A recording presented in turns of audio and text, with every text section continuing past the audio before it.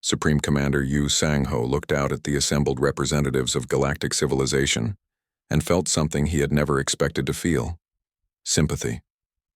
They had come to Earth not as conquerors this time, but as frightened children seeking guidance from adults they had only just realized existed. The Great Assembly Hall had been built in orbit around Earth, large enough to hold delegates from every known species in the galaxy. Thousands of different life forms filled the vast space, all waiting to hear what humanity would do with the power they had revealed. "Before we begin," Yu announced, his voice carried to every corner of the hall by technology that translated his words into hundreds of languages simultaneously. "There is something you need to understand about why humanity chose the Great Sleep nearly 1,000,000 years ago." A holographic display activated above the assembly, showing the galaxy as it had existed when humans were last active. The image was beautiful and terrible at the same time. "We were not hiding from you," Yu continued. "We were hiding from ourselves." The display showed human civilization at its peak. Millions of worlds under human control. Technology that could reshape reality itself. Ships that traveled between galaxies as easily as walking between rooms. Weapons that could destroy entire dimensions if misused. "We had become so powerful that we could have conquered the entire universe," Yu explained. "But power without wisdom leads to destruction. We had seen this pattern repeat itself across cosmic history. Every species that gained ultimate power eventually used it to destroy themselves and everyone around them." Dr. An Eunji stepped forward to address the assembly. She had spent months working with alien scientists, helping them understand concepts that their species had never encountered. "The choice to sleep was not made out of fear of other species," she said. "It was made out of fear of what we might become. We detected signs of growing aggression in our own civilization. Wars were beginning between human factions. Some groups wanted to reshape the galaxy according to their own vision." The holographic display showed the final years of active human civilization. Great ships battling across star systems, weapons that turned planets into artistic sculptures, reality-altering devices used as tools of conquest rather than creation. "Our leaders realized that humanity needed time to grow wise enough to handle the power we had developed," Yunji continued. "So they made the most difficult decision in our species' history. They chose to give up everything we had built and sleep until we were ready to do better." War Commander Thekvar, whose massive form dwarfed the other delegates around him, spoke in a voice that was much quieter than usual. "But how could you know that you would be ready when you awakened? How could you be sure you would not make the same mistakes?" The answer came from diplomat Seo Jun-ho, who had been working for months to design a new structure for galactic civilization. "Because we awakened to find that we were no longer alone," he said. "When humanity went to sleep, we were the only intelligent species in the galaxy. We awakened to discover thousands of other species, each one with their own wisdom, their own perspectives, their own solutions to the problems we had faced. This revelation stunned the assembly. Many species had wondered why there was no evidence of human activity during their own development periods. Now they understood. Humans had deliberately isolated themselves to avoid interfering with the natural growth of other civilizations. "You let us develop on our own," said High Philosopher Zenkas, his mirror-like eyes reflecting new understanding. "You could have guided us, controlled us, shaped us according to your desires. Instead, you chose to sleep and let us become ourselves. That was the wisdom our ancestors gained in their final years," Yu explained. "True power is not the ability to control others. True power is the wisdom to know when not to use your abilities." But the most important revelation was still to come. Supreme Commander Yu activated another display, this one showing the current state of awakened humanity. The delegates gasped as they saw the truth about human consciousness that no other species had achieved. "What you are seeing is the final stage of human evolution," Yu announced. "During our long sleep, our consciousness learned to exist independently of our physical bodies. We are no longer bound by the limitations of biological life." The display showed human minds transferring between different forms at will, bodies that could reshape themselves for any environment, consciousness that could split into multiple copies and then merge back together, humans who existed as pure thought, taking physical form only when they chose to. "We have become something beyond organic life," Dr. An Eunji explained. "But we chose to remain connected to our origins, to remember what it means to be mortal, to value the experiences that shaped us. The Swarm Collective, or what was left of it after exposure to human consciousness fields, asked the question that was on everyone's mind. What do you want from us? With such power, you could reshape the galaxy however you wish. You could eliminate any species that displeases you. You could force us all to follow your laws. You smiled, an expression that somehow conveyed both infinite power and gentle kindness. We want you to become the best versions of yourselves. Not human versions, but your own best versions.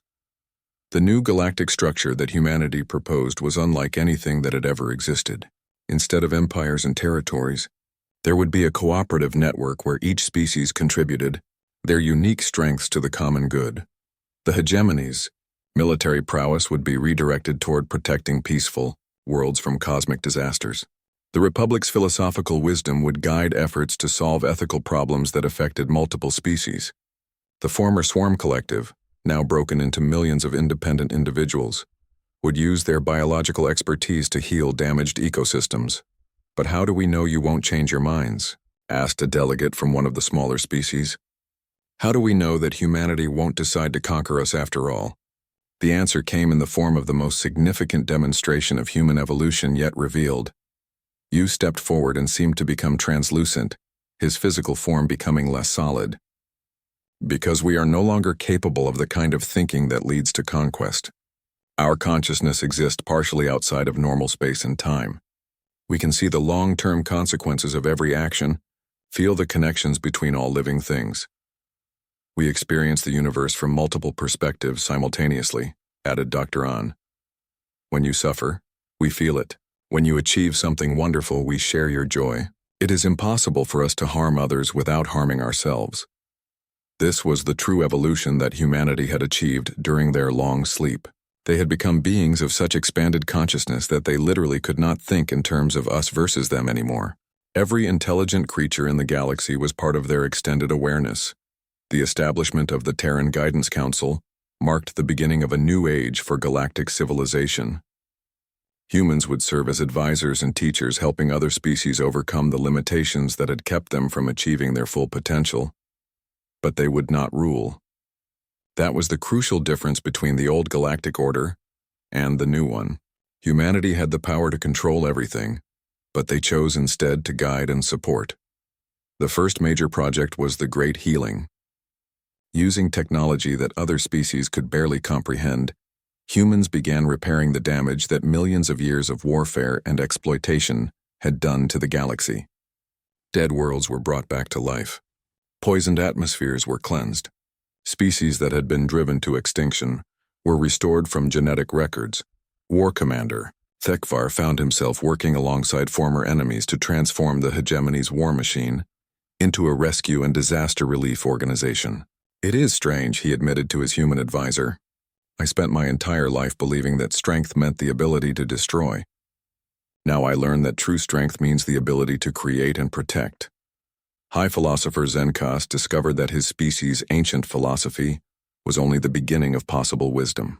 Human teachers helped the Republic understand concepts of consciousness and reality that expanded their understanding beyond anything they had imagined. The former swarm individuals, experiencing personal identity for the first time in their species' history, found themselves becoming artists and poets and musicians, exploring the infinite possibilities of individual expression while still maintaining their natural ability to cooperate when needed. But perhaps the most significant change was in humanity itself.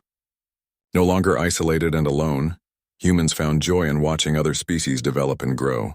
They became gardeners of consciousness, helping to plant seeds of wisdom that would bloom into forms of beauty they could never have created alone. 1,000 years later, a young human named Kim Da-un stood in the same orbital assembly hall where her ancestors had first revealed themselves to the galaxy. But she was not there as a teacher or guide. She was there as a student. The galaxy had grown beyond anything the ancient humans could have imagined. Species that had once been primitive had developed forms of art and science and philosophy that amazed even human consciousness. The Zilani had learned to compose music using the quantum vibrations. Fleet Admiral Park Jun-seok stood in the command center of humanity's greatest warship, watching as the impossible happened above Earth's orbit. For the first time in galactic history, the three major powers had joined forces against a common enemy. The Great Alliance fleet was massive beyond description. 10,000 hegemony warships formed the largest battle formation ever assembled.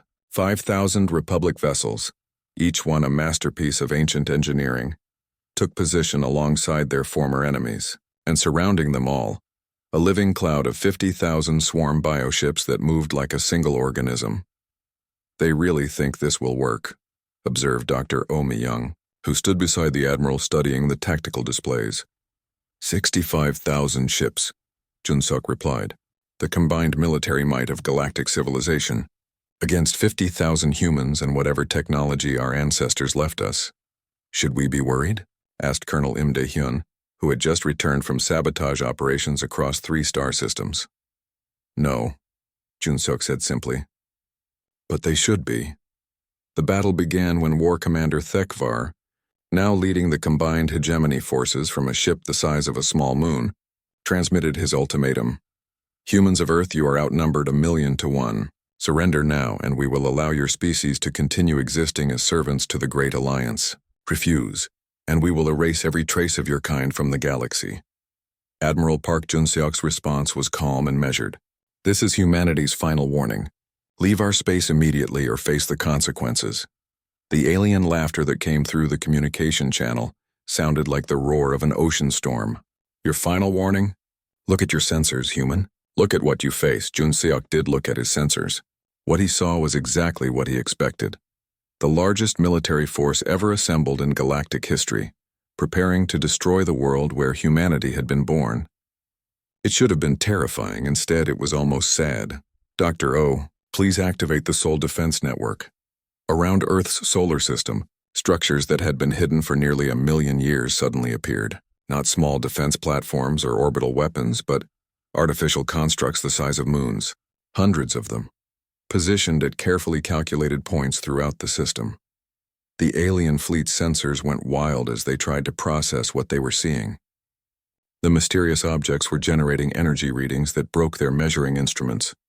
Space itself seemed to bend and twist around the human constructions. "What are those things?" demanded High Philosopher Zenkas from his Republic command vessel. "Those are what you get when you have 1,000,000 years to prepare for uninvited guests," Jun-seok replied. The first alien attack wave launched toward Earth consisted of 1,000 of the hegemony's most powerful battleships. Their combined firepower could have destroyed entire star systems. The human defense platforms did not fire energy weapons or launch missiles. Instead, they created bubbles of altered space-time around the attacking ships. Inside these bubbles, time moved differently, much differently. To outside observers, the alien ships simply stopped. They hung motionless in space as if frozen in time itself, but from the perspective of the crews inside, they were moving normally. It would take them several thousand years of subjective time to cross the short distance to their targets. "Temporal displacement fields," Dr. O explained to the stunned alien commanders. "Your ships aren't destroyed. They're just taking the very long way to reach us." The second attack wave met a different fate. Human defense platforms opened what looked like holes in space itself. The alien ships flew into these openings and simply disappeared. "Where did they go?" the Swarm Collective Mind asked through its bioship communications. "About 12 billion light-years away," Jun-seok answered. "They should reach the nearest galaxy in about 3 million years, assuming they can find fuel along the way." The third attack wave never had a chance to attack. The defense platforms generated fields that made the alien ships forget how to function. Weapons failed to fire. Engines forgot how to produce thrust. Computer systems suddenly could not remember what they were supposed to do. In less than an hour, the Great Alliance had lost 15,000 ships without the humans firing a single shot in return. "This is impossible," War Commander Thekvar snarled. "No species possesses such technology." "You're right," Admiral Park agreed. "No current species possesses such technology. But humanity isn't a current species. We're an ancient one." The truth was finally sinking in for the galactic powers. The beings they were fighting were not primitive descendants of a dead civilization. They were members of the civilization that had built all the ancient mysteries that modern species had spent millennia trying to understand. High Philosopher Zen-Kaz, whose people had studied precursor technology for over 100,000 years, finally understood what they had been looking at all this time. "You are the builders. The first ones. The species that created the ring worlds, the quantum gates, the stellar engines. We prefer human, Jun-seok replied. But yes, those were ours. The Swarm Collective, which had never encountered a consciousness it could not eventually assimilate, was experiencing something like fear for the first time in its existence. Human minds were not just resistant to collective integration, they were actively harmful to the Swarm's mental network. Every time Swarm forces tried to attack human positions, their bioships began developing individual personalities. Crew members started thinking independent thoughts. The collective consciousness itself began to fragment in their presence. "How are you doing this to us?" the Swarm demanded. "We're not doing anything," Colonel Im Dae-hyun explained from his stealth ship deep within the Swarm formation. Human consciousness naturally generates what you might call individualization fields.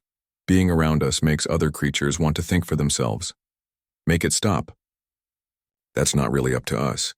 Individual consciousness is contagious. Once it starts, it spreads on its own. The Great Alliance began to fall apart as quickly as it had formed. Hegemony ships were deserting the battle when they realized their weapons were useless against human technology. Republic vessels were retreating to analyze what they had learned about authentic precursor capabilities. The Swarm was fragmenting into thousands of independent bioships as their collective mind collapsed under exposure to human consciousness fields. But the real demonstration of human power was yet to come. "Dr. O," Admiral Park said quietly, "please show our guests the industrial capabilities." Across the galaxy, human manufacturing systems that had been dormant for nearly 1,000,000 years came fully online. Automated shipyards began producing vessels at an impossible rate. Not hundreds of ships or thousands, but millions. The new ships were not the exploration vessels humanity had been using up to this point. These were warships built using technology that made current galactic science look like stone tools. "How many?" War Commander Thekvar whispered as his sensors detected the new human fleet massing near Jupiter. "As many as we need," Jun-seok replied. "Our manufacturing systems can produce about 10,000 ships per day. We've been building for 3 months while you were organizing your alliance." The numbers were staggering.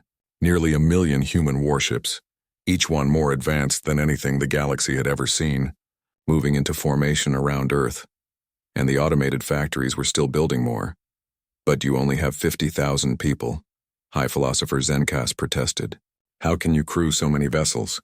"We don't need crews," Dr. O explained.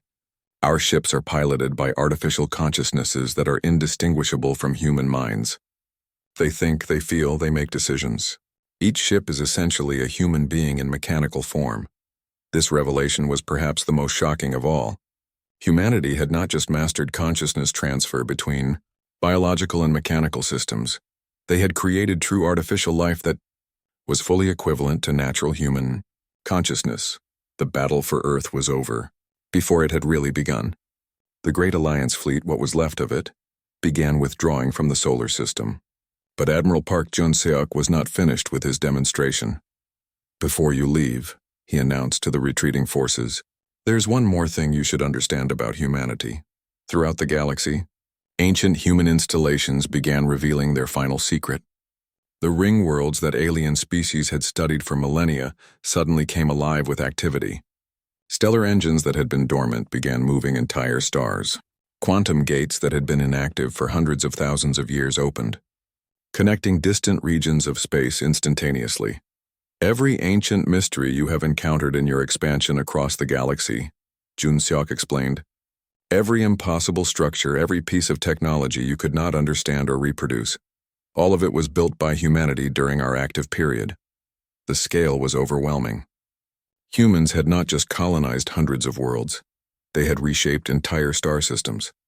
They had moved stars to more convenient locations. They had built structures that spanned light years. They had created a transportation network that connected every corner of the galaxy. And all of it was waking up again.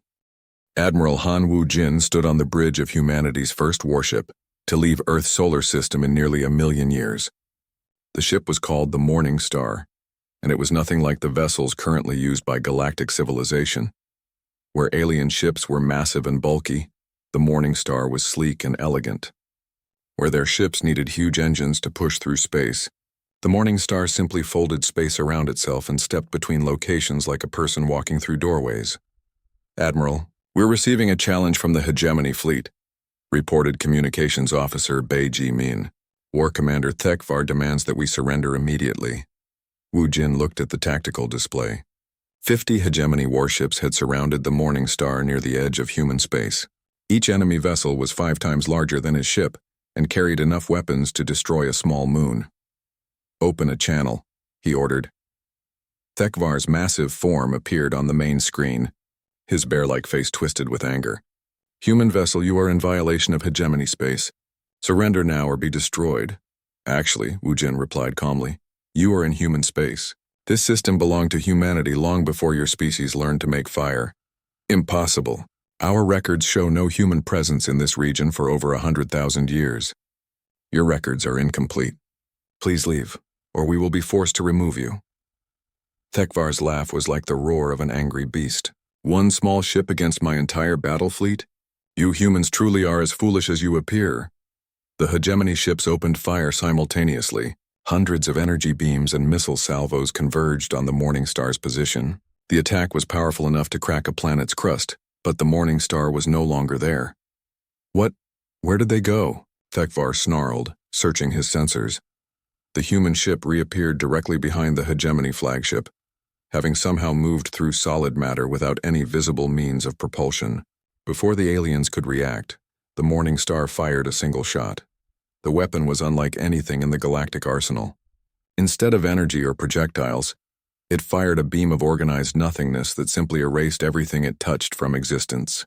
The massive hegemony flagship, along with its crew of 10,000 soldiers, ceased to exist in less than a second.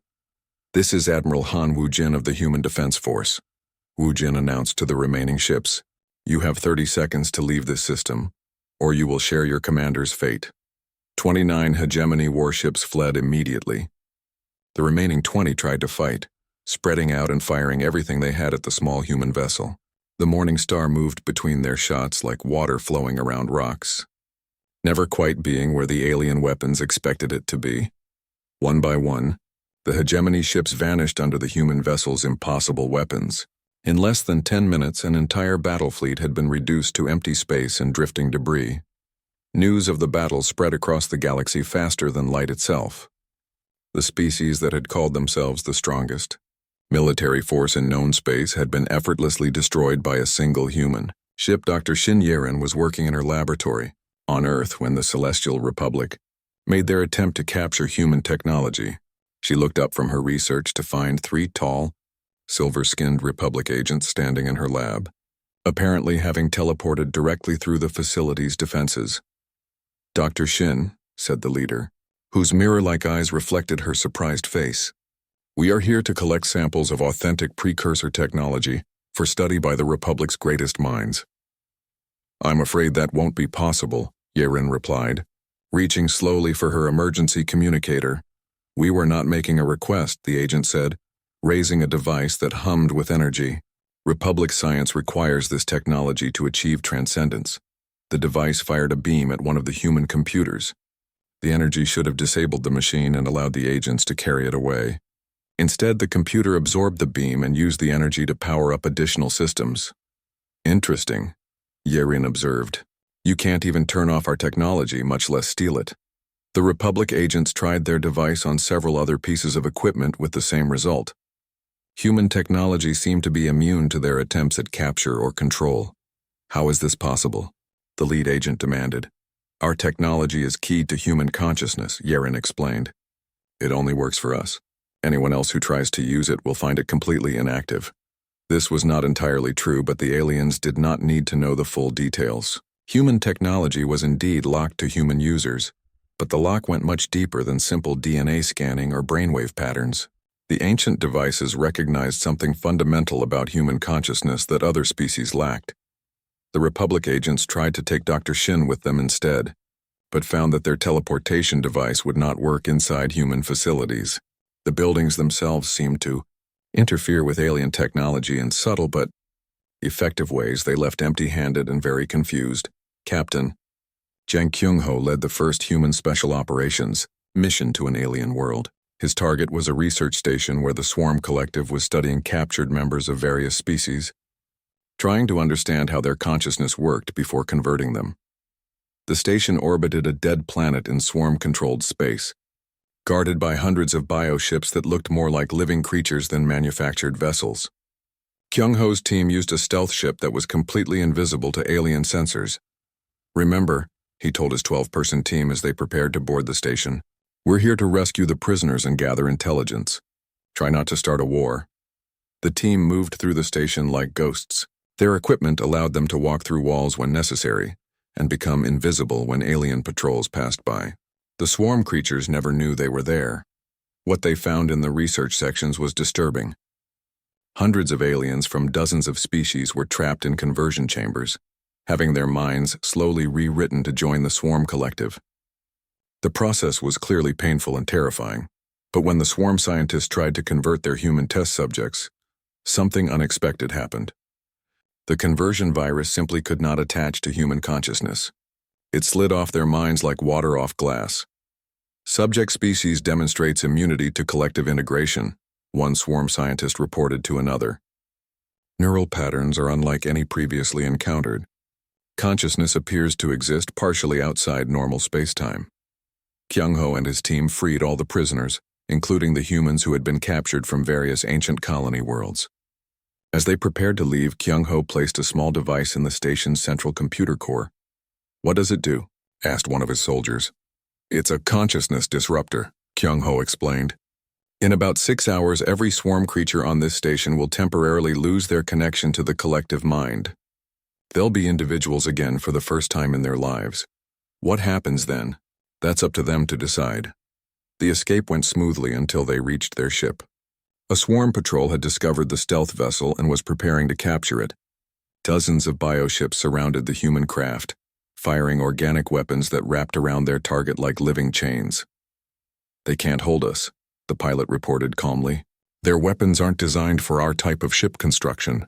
The human vessel simply phased through the organic restraints and flew away, leaving the swarm patrol grasping at empty space. 6 hours later, the consciousness disruptor activated.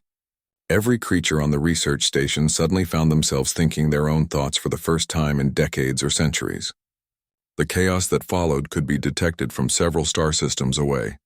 Back on Earth, the human leadership was meeting to discuss what had become known as the Revelation.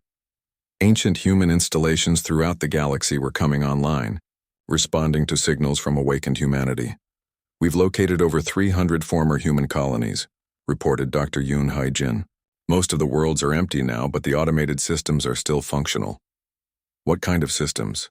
asked Captain Kim Tae-ho.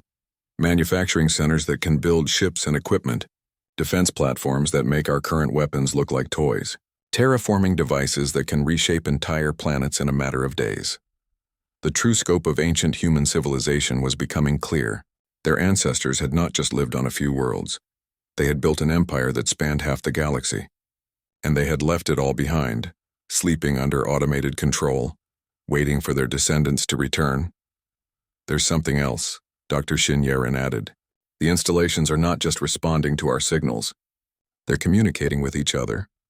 Our ancestors built a galaxy-wide network that has been dormant for nearly 1,000,000 years. And now it's waking up," Tae-ho concluded.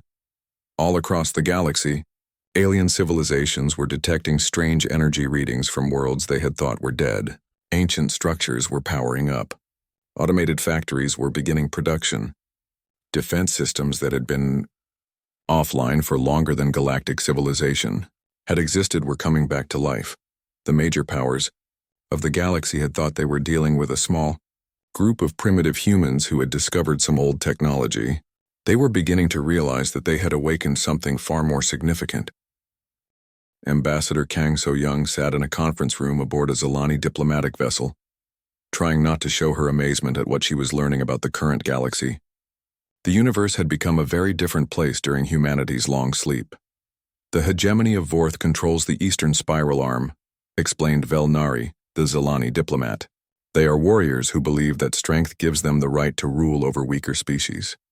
They have conquered 47 different civilizations in the past 1,000 years. Kang made notes on her tablet, though the device was recording everything anyway.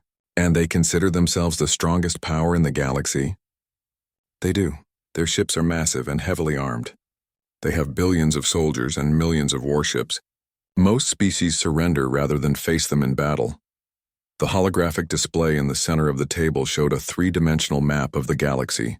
Different colors marked the territories controlled by various powers. The hegemony's red zones covered enormous areas of space. The Celestial Republic holds the core worlds, Velnari continued, changing the display to show blue regions near the galaxy's center. They are the oldest surviving civilization. Their technology is ancient but powerful. They believe they are the most intelligent species that has ever existed. How old are they? Kang asked. Their records go back 200,000 years. They consider themselves the inheritors of the first civilization, what you would call ancient humanity. They have spent centuries trying to understand and copy precursor technology. So they had been trying to copy human technology for thousands of years and still could not figure it out. Kang filed this information away as potentially useful. The third major power is the most dangerous, Velnari said, his voice becoming worried. The display changed to show green areas spreading like an infection across several spiral arms. The Swarm Collective. They are not like us. They share one mind across billions of bodies. They consume entire worlds, converting all life into more of themselves. How do they convert other species? Kang asked. They use biological agents that rewrite the brains of other creatures. Once infected, you become part of the swarm. You lose your individual thoughts and become part of their collective consciousness. This was troubling news. A species that could force others to join them would be difficult to negotiate with. Kang made a note to discuss this with the military. Commanders back on Earth. General Bae Hyun-soo was already thinking about military problems when Kang's report reached Earth. He had been studying the intelligence gathered by their ancient ship computers, and what he found was not encouraging. The current galactic powers are impressive by numbers, he told the assembled human leadership. The hegemony has millions of ships. The Republic has technology that is thousands of years old. The swarm can reproduce faster than any species in galactic history. But Captain Kim Tae-ho sensed there was more to the general's assessment. But their actual technology is primitive compared to what our ancestors left us. The hegemony uses brute force and simple energy weapons. The Republic's ancient technology is actually copies of early human designs that they barely understand. The swarm relies on biological weapons in overwhelming numbers. Dr. Limna Ray had been studying alien technology samples that the Zilani had provided. Her analysis supported the general's conclusions. Their faster-than-light drives are incredibly inefficient, she reported. It takes them months to travel distances that our ships can cover in days. Their weapons are powerful but crude. Their computers are fast but not very smart. It's like the galaxy has been stuck in place for hundreds of thousands of years, added Dr. Park Soo-min. While we were sleeping, everyone else stopped trying to improve. This revelation was both encouraging and concerning.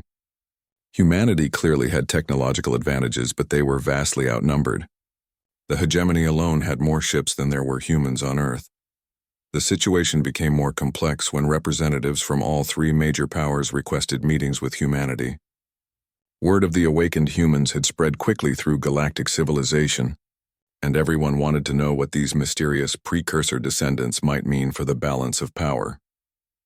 The hegemony sent War Commander Thekvar, a massive creature that looked like a cross between a bear and a crocodile. He arrived with an escort of 12 warships and immediately demanded that humanity submit to hegemony rule. You are few, we are many, he declared in the meeting aboard the Zilani station. Serve the hegemony and we will protect you. Refuse and we will take your worlds by force. Ambassador Kang remained polite but firm. Humanity does not serve others. We are willing to discuss peaceful cooperation, but we will not submit to conquest. Thekvar's response was to slam his clawed fist on the table. Then you will be destroyed like all who defy the hegemony. The meeting with the Celestial Republic was more civilized but equally troubling. High Philosopher Zenkus was an elegant humanoid with silver skin and eyes like mirrors. He spoke in a voice that sounded like music. We have studied your ancestors' works for millennia, he said. Their achievements were remarkable for such a young species. We offer to teach you the wisdom we have gained through ages of contemplation. What would you want in return? Kang asked. Access to authentic precursor technology. Our copies are imperfect. With original human devices, we could finally achieve the transcendence our philosophy promises. It was a more reasonable offer than the hegemony's demands, but Kang could hear the arrogance underneath the pretty words. The Republic thought they were superior to humanity and wanted to use human technology for their own goals. The meeting with the swarm was the strangest of all. The creature that came to represent them looked like a normal human woman, but her eyes were completely black and her voice had an odd echo to it. "We are interested in humanity," she said in a tone that somehow managed to sound like multiple people speaking at once. "Your consciousness appears to be different from other species. We would like to study this difference." "Study how?" Kang asked, though she suspected she did not want to know the answer. "We would need to convert several thousand humans to fully understand your mental processes. This would be temporary, of course. Once we understand how human consciousness works, we can improve it and return your people to you as better versions of themselves." Kang ended that meeting very quickly. Back on Earth, the human leadership met to discuss their options. The galaxy's major powers had made their positions clear. The hegemony wanted to conquer them. The Republic wanted to use them. The swarm wanted to experiment on them. "None of them see us as equals," General Bay observed. "They all think we are either primitives to be ruled or curiosities to be studied." "What they don't understand," said Dr. Lim Na-Ray, "is that we are neither. We are their predecessors. Our ancestors built the civilization they are all trying to copy or conquer." Scientist Dr. Shin-Ye Rin had been working with the ancient computers to understand humanity's full technological capabilities. What she had discovered was remarkable and terrifying. "The ships we've been testing are not warships," she announced. "They are exploration vessels. The actual weapons our ancestors left us are much more powerful." She activated a holographic display that showed the hidden arsenals scattered across Earth and the other worlds humans had once inhabited. Weapons that could destroy entire star systems, devices that could move planets, technology that could rewrite the fundamental laws of physics in localized areas. "Our ancestors were not just the most advanced species in the galaxy," she continued. "They were so far ahead of everyone else that current galactic civilization looks like children playing with toys by comparison." Captain Kim Tae-ho looked around the room at his fellow humans. 50,000 people against a galaxy of trillions. But those 50,000 people had been left the keys to technologies that no other species could understand or duplicate. "The question is," he said, "what do we do with this power?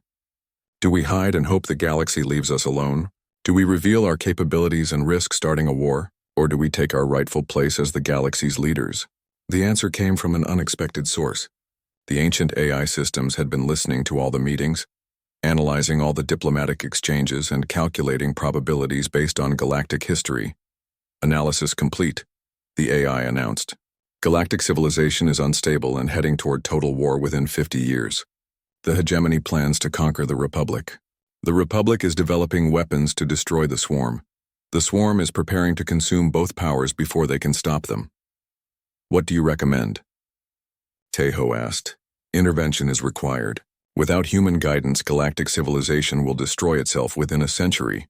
The same pattern that led to humanity's hibernation is repeating on a larger scale." The humans looked at each other, understanding what this meant. They had awakened to find themselves not just the most technologically advanced species in the galaxy, but potentially the only ones capable of preventing another dark age. The galaxy thought it knew what it was dealing with when humanity awakened. They were about to learn how wrong they were.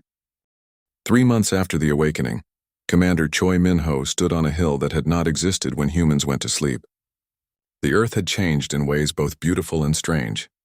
Rivers flowed where deserts once lay. Mountains had risen from ancient seabeds, yet somehow it still felt like home. "Sir, you need to see this," called pilot Song Ji-woo from a nearby valley. She had been exploring with her team when they found something that made no sense. Min-ho walked down to where Ji-woo waited beside what looked like a massive metal door built into the hillside. But this was not one of their sleeping facilities. The metal was different, covered in symbols that seemed familiar yet foreign. "The AI says this is a storage facility," Ji-woo explained. "But it's not in any of our maps. Our ancestors built it, but they never told us about it." The door responded to Min-ho's touch, scanning his DNA and opening with a deep rumble. Inside, lights came on automatically, revealing a chamber filled with strange and wonderful machines. Ships hung from the ceiling like sleeping metal birds. Weapons lined the walls. each one looking more advanced than anything they had seen before. "How many of these places are there?" Minho whispered. The answer came from Dr. Yoon Hae-jin, who had been studying the ancient records. She arrived at the facility with news that would change everything they thought they knew about their ancestors. "Hundreds," she said, breathing hard from running. "There are hidden facilities on every continent. Our ancestors didn't just prepare for us to sleep safely, they prepared for us to wake up strong." In the following weeks, teams of humans spread across Earth, opening facility after facility. Each one contained technology that seemed impossible. Ships that could travel between stars in days instead of years. Computers that could predict the future by calculating millions of possibilities. Weapons that could make entire armies simply stop existing. But the most amazing discovery came when pilot Song Ji-woo entered one of the ancient ships for the first time. The moment she sat in the pilot's seat, the ship came alive around her. Lights flickered on. The engine hummed with power. Information flowed directly into her mind. "It's like the ship is part of me," she reported to the others. "I can feel every system, every circuit. I know how to fly it even though I've never seen anything like it before." Dr. Park Soo-min studied this connection between humans and their ancient technology. What she found was remarkable. The ships, the weapons, the computers, all of them were designed to work with human minds in a way that seemed magical. "It's not magic," she explained to the gathered humans. "Our ancestors discovered that human consciousness works differently than they first thought. We can connect with machines on a level that goes deeper than just pressing buttons or giving commands." This discovery became even more important when they made first contact with aliens. It happened by accident. Song Ji-woo was testing one of the ancient ships in Earth's orbit when she received a signal from the elegant curved vessels they had been watching. The message was in a language she did not know, but somehow she understood it anyway. "Unknown vessel, you are in violation of Zalani survey protocols. Identify yourself immediately." Ji-woo looked at her instruments. The alien ship was much larger than hers, but she felt no fear. Her ship hummed with power that made the alien vessel seem almost primitive by comparison. "This is pilot Song Ji-woo of Earth," she replied. "You are in human space." The silence that followed lasted for several minutes. When the alien finally responded, his voice was full of shock and confusion. "Impossible. Earth is a dead precursor world. We have been studying it for over 1,000 years. There are no sentient life forms on the planet." "You were wrong," Ji-woo said simply. The first meeting between awakened humans and the Zalani Confederacy took place on the moon. Ambassador Kang So-young led the human delegation, accompanied by Captain Kim Tae-ho and Dr. Park Soo-min. They met the aliens in a small facility that the Zalani had built to study what they called ancient human ruins. The Zalani looked like tall, thin humans with blue-gray skin and large, dark eyes. Their leader, called Velnari, stared at the humans as if he was seeing ghosts. "Your species matches the descriptions in our oldest texts," Velnari said. "But those were written 50,000 years ago. They speak of the first ones, the builders, the species that came before all others. We are not the first ones," Ambassador Kang replied carefully. "We are just humans. We have been sleeping." This statement made the aliens even more confused. They had been studying human ruins across the galaxy for thousands of years. Ancient cities on distant worlds, massive structures that defied explanation, technology that no modern species could understand or reproduce. If you have been sleeping, then who built the Great Ring around Proxima Centauri? Who carved the moon of Kepler 442b into a perfect sphere? Who left the quantum beacons that still guide ships through dangerous space? The humans looked at each other with growing amazement. Their ancestors had been far busier than they had realized. Dr. Yoon Hae-jin spent days studying Zalani records of human activity throughout the galaxy. What she found was incredible. Before the Great Sleep, humans had not just lived on Earth. They had spread to hundreds of worlds, built cities among the stars, and created technology that the current galactic civilizations still could not match. "We were not just hiding from aliens," she reported to the others. "We were the most advanced species in the galaxy. Our ancestors chose to sleep because they knew that if we fought the coming alien expansion, everyone would die. They thought it was better to wait and let the galaxy develop peacefully." This news changed everything. The Zalani, who had been studying ancient precursor ruins for thousands of years, suddenly realized they had been studying human civilization all along. The mysterious technology that no one could understand, it was human technology, waiting for humans to return and use it again. Captain Kim Tae-ho stood in the command center of their main facility, looking at star charts that showed the locations of ancient human colonies. There were so many of them, hundreds of worlds where their ancestors had lived and built and created wonders. The question is, he said to the assembled leaders, what do we do now? Do we try to reclaim all of these worlds? Do we announce ourselves to the galaxy? Do we keep hiding? The answer came from an unexpected source. Song Ji-woo, who had been spending more and more time connected to the ancient ships, brought news from the ship's computer systems. The ships have been listening, she said.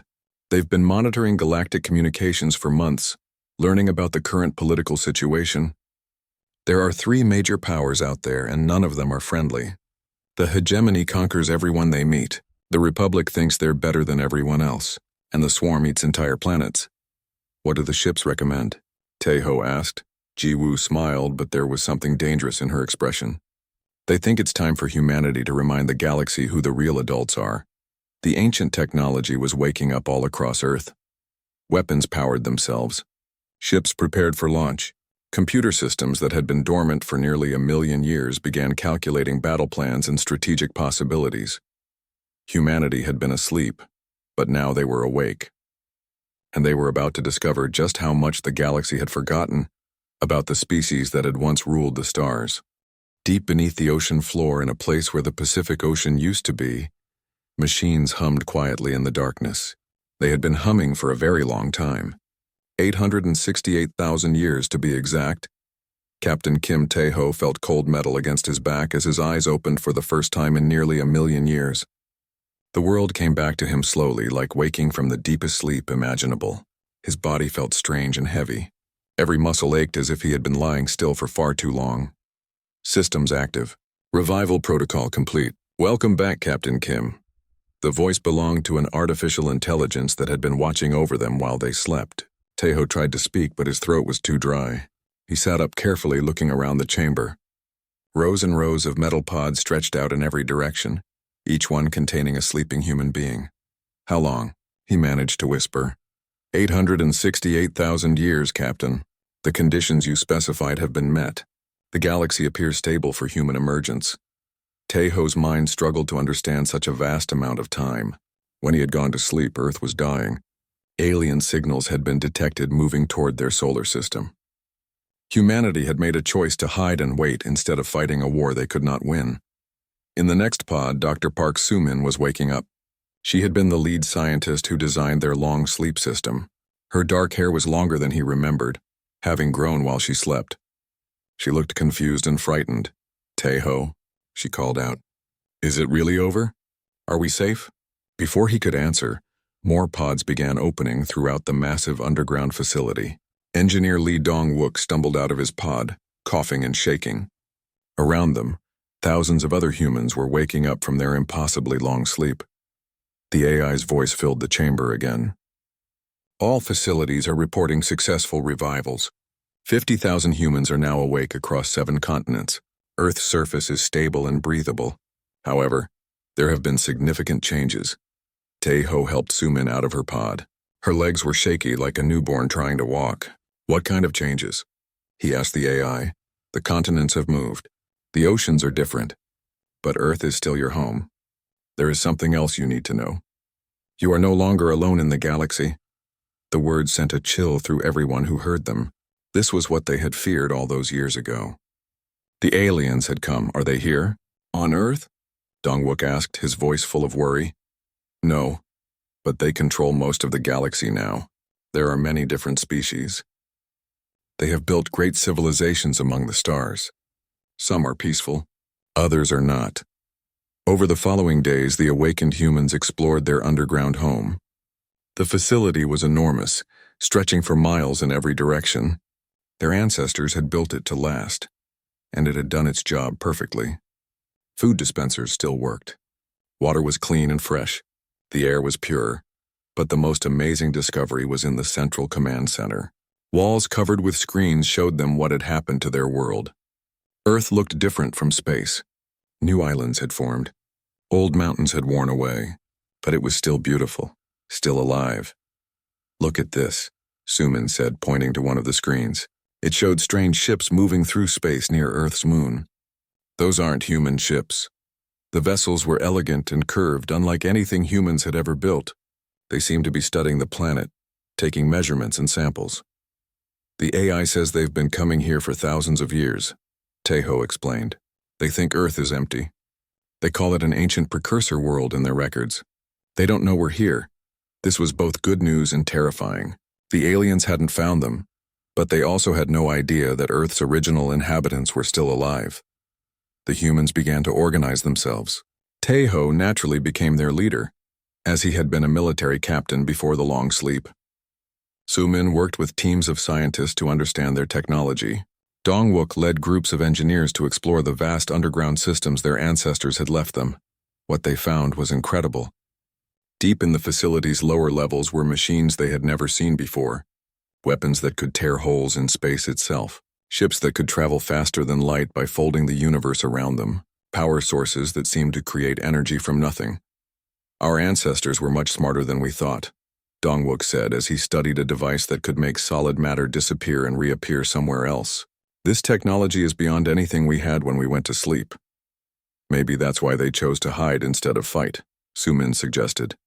"They knew that given enough time, we could become powerful enough to face any threat." The AI confirmed her guess. The human leaders of that time detected multiple aggressive alien civilizations expanding toward Earth. Analysis showed that immediate resistance would result in extinction. The probability of survival increased dramatically with the hibernation protocol. As the weeks passed, more groups of humans emerged from other facilities around the world. They had been sleeping under every continent, in deep bunkers that had survived the movement of the Earth itself. Scientists, soldiers, engineers, farmers, teachers, artists, all the pieces needed to rebuild human civilization. But they were no longer the primitive species that had gone to sleep so long ago. The technology left by their ancestors was incredible. Ships that could become invisible. Computers that thought faster than any human mind. Weapons that could destroy entire asteroids with a single shot. Commander Choi Min-ho led the first team to reach Earth's surface. They emerged from a hidden entrance in what had once been the Korean mountains. The world above was strange but beautiful. New forests had grown. Different animals lived in the changed landscape. The air smelled clean and fresh. "It's like a new Earth," he reported back to the underground facility. "But it's still our home." From orbit, the alien ships continued their studies, never knowing that the planet's true children were awake again and preparing to reclaim their place among the stars. Humanity had slept for nearly 1,000,000 years, but now they were awake, and the galaxy was about to discover that the quiet little world they had been studying was home to something far more dangerous and wonderful than they could ever imagine.